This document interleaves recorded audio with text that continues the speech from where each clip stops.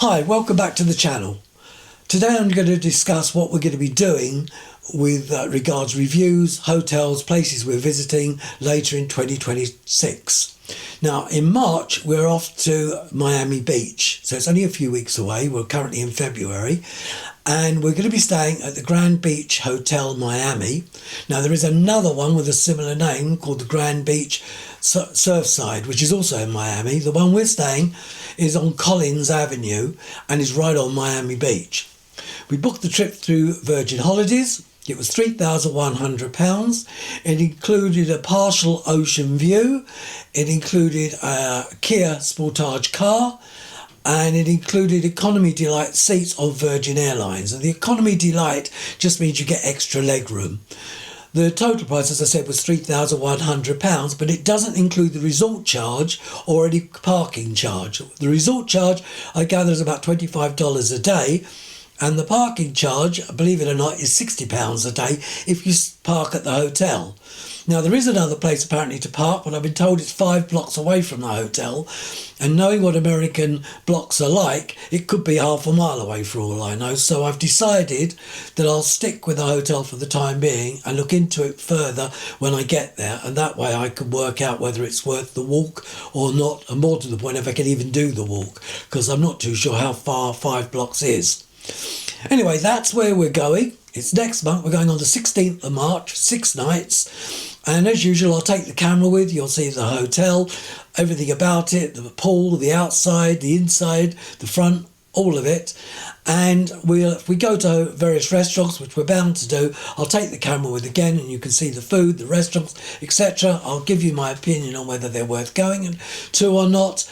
And if we go anywhere else like shopping malls, etc., again, I will do the same with those. Now, it's always a personal opinion, so what I think is purely based on my own views. I'm not being supported by the hotel or anybody else, so it's just a personal review of what I see and taste, etc. You may find it helpful, you may not, but I think if you're going to Miami, you may find this of use because I've looked around and the hotels in Miami are all pretty expensive. This is supposed to be a 4-star hotel. There are no current reviews on YouTube. The last one was about 2 years ago in English. There is one, I believe, in Spanish, which is quite recent, but since I can't speak Spanish, it didn't help me very much. And there are other reviews that just show the place, but no one actually says anything about it. So this will be a more in-depth review. Hopefully, if you're thinking of going to Miami, this may be of help. And as I say, it looks like a reasonably priced hotel.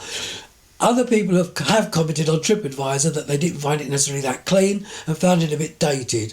But, you know, everyone has their own opinion. And the overall view on TripAdvisor was pretty good. It was just the odd one or two that had complaints.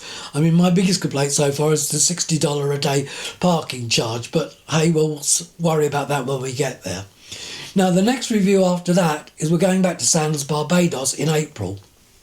We're going for 10 days and we're going to go back to where we went in June last year and hopefully cover some of the restaurants that we didn't cover last year, simply because there was 19 restaurants in this resort and we only covered a very small proportion, maybe half. We were only there the 7 nights, so there wasn't really enough time to cover everything.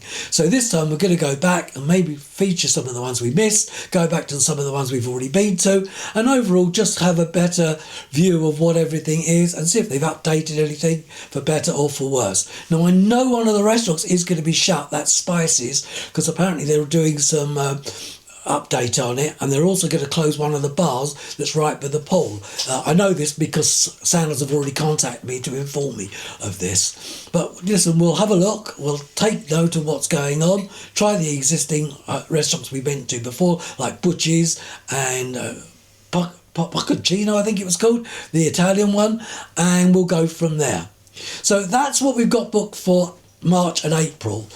In the summer months, I may be going down to Shakespeare Country, which is Stratford upon Avon, and possibly also the Cotswolds. I may be doing this with a group of other people, so if I go, obviously I'll feature the hotels, let you know the costs, whether they're good, they're bad, where else to go, and just give you an overall view on both those areas, and you can decide whether you find them of use or not. And even if you don't go this year, at least you've got some idea for next year. Now, the only other holiday we've booked or trip is in Orlando in September, where we're going back to the Sheraton Vistana Village Resort where we went last September. We're going this time for 21 days, and we've hired a car again. We'll probably do the same as we usually do. We'll try different restaurants, go to different shopping malls, etc, etc.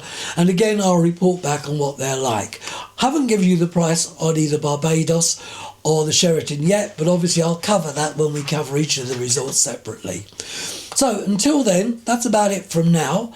The next video will probably come up round about the 22nd of March. So if you haven't already, please subscribe to the channel. It's completely free, and you'll get an update there when you receive the news of when there is any new videos to be seen. And until then, that's about it from now. Thanks for watching, and see you soon. Bye.